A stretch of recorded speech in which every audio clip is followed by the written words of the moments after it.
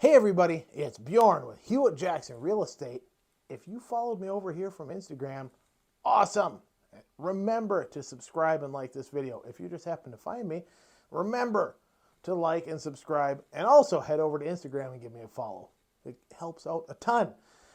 Today, I'm talking about the first two steps that you need to take if you're looking to buy a house in 2024. Maybe you woke up this morning and said, this year is going to be the year that we get the house that we've always wanted. We get out of the apartment. Maybe this is the year that you upgrade, or maybe you downsize a little bit because, well, you need something not as big to fit your needs.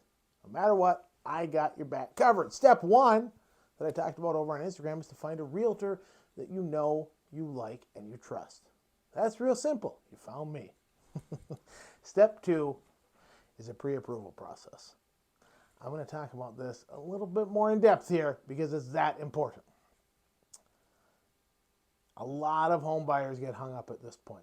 They like the idea of buying a house, but then we got to do step two, and they say, oh, I don't know, it makes me a little nervous, especially first-time home buyers, or if you haven't bought a home for a while. Oh man, the pre-approval process seems like a lot, and I'm here to tell you it's not, okay?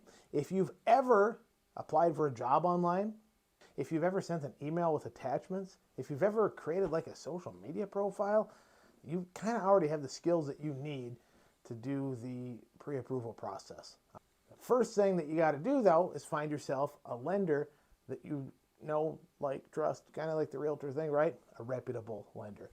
Your realtor should be able to give you a list of different lenders that they've worked with in the past.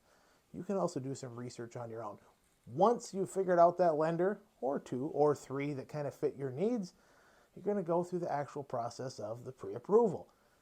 It's not that scary. First thing you're going to do, each lender is going to have kind of their own website and portal, so they're probably going to give you the link for that. You're going to go on there, enter in some basic information, name, address, all that stuff. Then it gets a little bit more in depth, but again, not too overwhelming.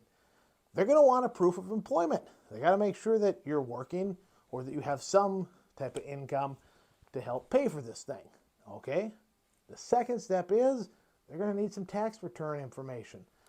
You probably already have that on hand. If you don't, your employer probably has an online portal where you can get that, or someone in HR that you can get it from quite quickly, quite easy. You probably even have it in your records. So there we go. You upload that. Then they're going to look at assets. You're going to enter in some information about that. And that's kind of the extent of what you got to do.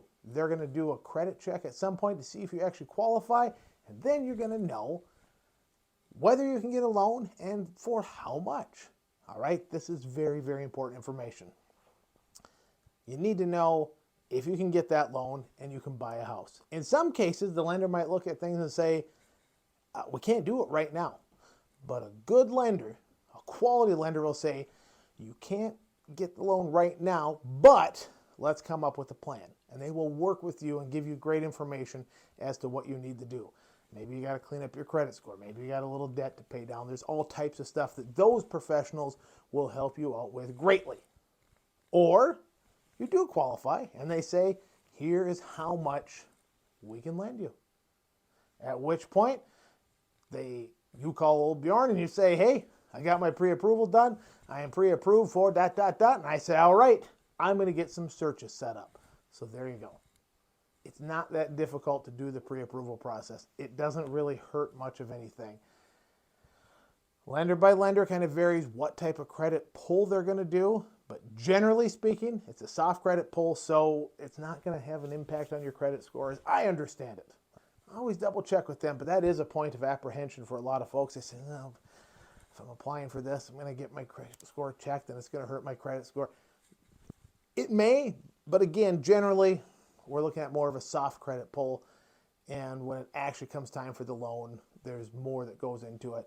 But your lender will walk you through that process, so you don't have to worry too much. So to recap really quick, it's 2024. You're looking to buy a house. Step one, find yourself a realtor that you know, you like, you trust, and then do the pre-approval process.